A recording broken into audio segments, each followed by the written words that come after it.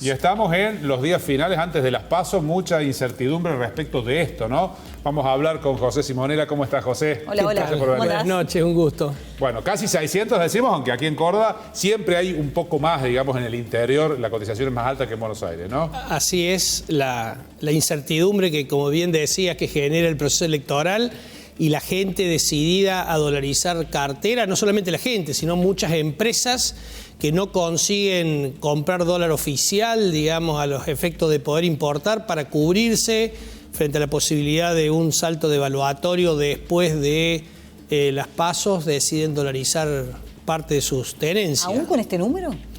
Bueno, este número es un número elevado, pero, digamos, todavía no es de los números de estrés que hemos solido ver, ¿no?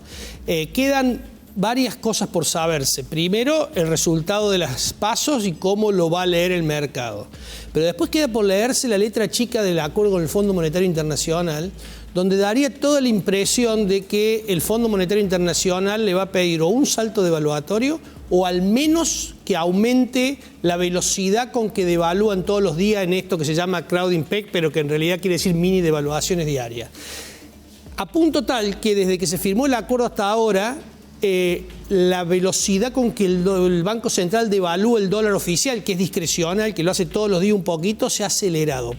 Para resumir a la gente, venía una tasa aproximadamente del 7% mensual, un poquito por debajo de la inflación, y en estos días de agosto estaría devaluando una tasa del 14%.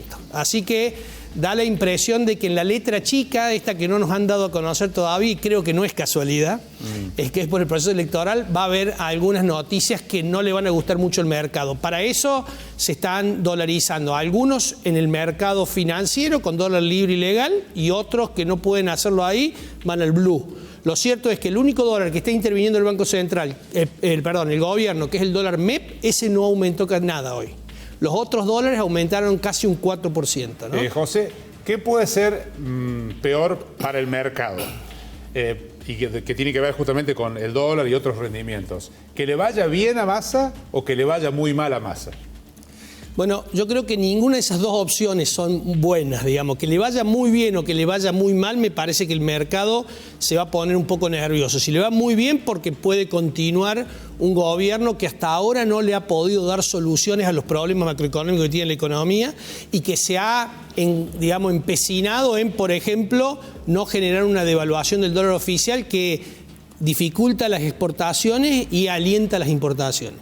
Y si a Massa le va muy mal, el problema es qué va a pasar en la transición, ¿no? La preocupación de qué puede pasar en la transición. Así que, ¿cómo va a leer el mercado el resultado de las PASOs? No va a ser fácil, igual que si hubiera un tercio, como se hablaba hace un tiempo, creo que eso no va a pasar, pero, si pasara, también el mercado le asignaría un nivel de estrés o de preocupación adicional. Así que el proceso electoral, que ya está muy cerca de las PASOs, todavía faltan 2 meses hasta la general, y esto es motivo de mucha incertidumbre, así que la incertidumbre después de las PASOs va a seguir, ¿no? Bueno, me acuerdo que en el año 2019, en las PASO, ¿no? Alberto Fernández le terminó sacando 15 puntos a Macri, y acá incluso lo discutíamos porque cubríamos elecciones y nos preocupaba por lo que iba a ser ese próximo lunes. Se hablaba directamente de no habilitación bancaria y demás, y fue un lunes bastante negro porque se lo leía a Alberto Fernández como antimercado. Así es. ¿Esto podría llegar a pasar o no? Digo, porque a Massa se lo ve como un hombre pro mercado, en definitiva también. Sí, Massa es, de los candidatos de la coalición gobernante, el más afín con el mercado. El problema es si Massa va a tener los grados de libertad para poder gobernar. Alberto Fernández también se lo veía como que se iba a independizar, de la ideología del kirchnerismo, pero eso no sucedió. Así que yo te diría que si a Massa le va muy bien o muy mal, no es bueno, y si a Milei le va muy bien, tampoco va a ser bueno para el mercado, porque claramente la preocupación por esta dolarización, por un gobierno que no va a tener senadores y va a tener pocos diputados, va a generar una preocupación adicional.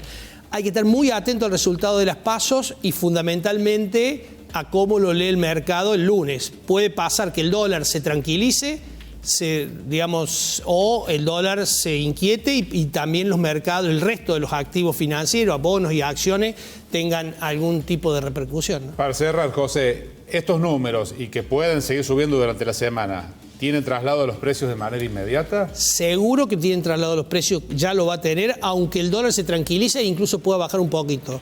Yo creo que el ministro candidato no va a querer llegar con un dólar de 600 a las elecciones en 4 días.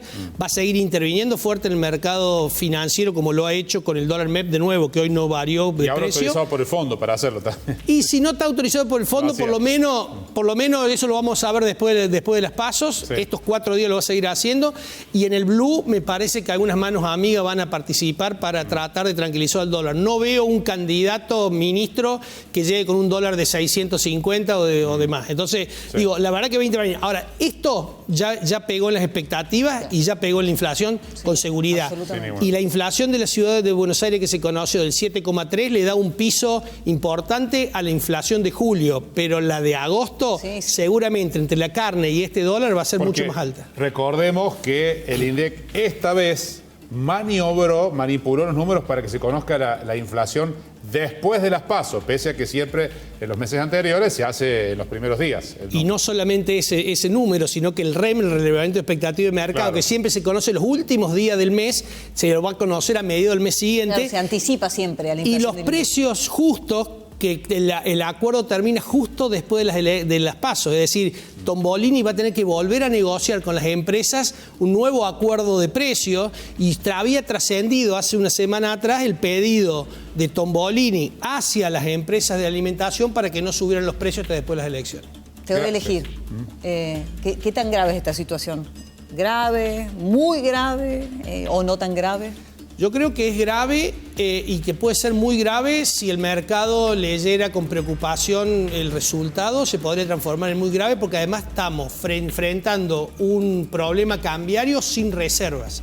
El Banco Central tiene reservas netas negativas y otra de las cuestiones que se comprometió o que trascendió, que se habría comprometido en este acuerdo del fondo, que nos vamos a enterar después de las PASO, es que va a juntar 1.000 millones de reservas a fin de año.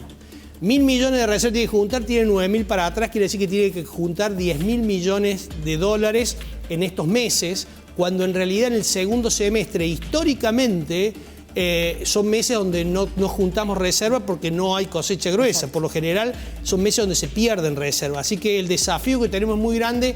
Ojalá que el mercado lea bien el resultado de las PASOs y haya algo de tranquilidad, porque si no, hasta las elecciones va a ser muy tensionante la situación con el tipo de cambio y con la inflación.